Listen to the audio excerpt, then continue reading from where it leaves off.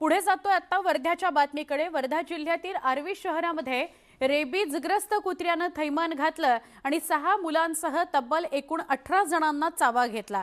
अत्यंत धक्कादायक ही घटना आहे। स्टेशन वॉर्ड परिसरामध्ये घडलेल्या या घटनेत गंभीर जखमी झालेल्या 13 वर्षीय धवल गजानन गुल्हाने याचा उपचारादरम्यान दुर्दैवी मृत्यूही झाला। या घटनेनंतर शहरात भीती आणि संताप पसरलेला आहे। मोकाट कुत्र्यांवर तातडीनं नियंत्रण आणा अशी मागणी नागरिकांकडून जोर धरतेय।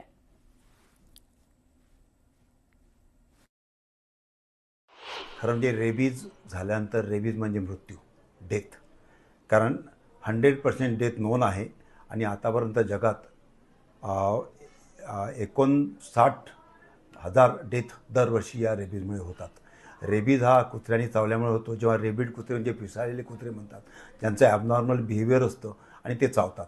त्यांच्या सलवायामधून हे जंतू शरीराच्या मनुष्याच्या अंगामध्ये शिरते। तिथे जखम चावली, त्यांनी ओरबडलं तर तिथे जर त्यांची लस लागली, सलायवा लागला म्हणजे लाळ लागली तर ते जंतू शरीरात जातात। मेंदूच्या जितक्या जवळ कुत्रा चावेल तितक्या लवकर ही बिमारी मेंदूमध्ये पसरते। अहिल्यानगर शहरामध्ये आंदोलनानंतर तणावाचं वातावरण निर्माण झालं आहे। सकल हिंदू समाजाच्या वतीनं टिपू सुलतान आणि हर्षवर्धन सकपाळ यांच्या पुतळ्याचं दहन करण्यात आलं। छत्रपती शिवाजी महाराज यांच्याशी तुलना केल्याच्या वादातून ही कृती झाल्याचं आंदोलकांचं म्हणणं आहे। दरम्यान अपमान झाल्याची भावना व्यक्त करत मुस्लिम समाजानं टिपू सुलतान यांच्या फोटोला दुग्धाभिषेक केला आणि संबंधित आयोजकांवर गुन्हा दाखल करण्याच्या मागणीकरता कोतवाली पोलीस ठाणं इथं गर्दी केली।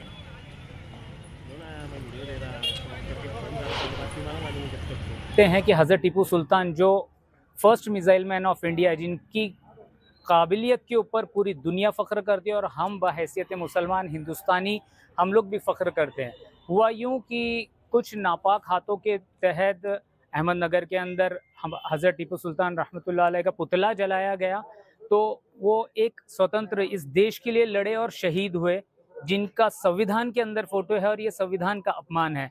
ऐसा हमारे समाज की तरफ से हमने कोतवाली के जो हमारे पीआई साहब हैं उनको रिक्वेस्ट की कि उसके ऊपर गुनाह दाखिल किया जाए और हम कल सुबह हमारे लीगल एडवाइज़र से एडवाइस लेकर यहाँ पर हमारा गुनाह दाखिल करने की यहाँ पर आएंगे।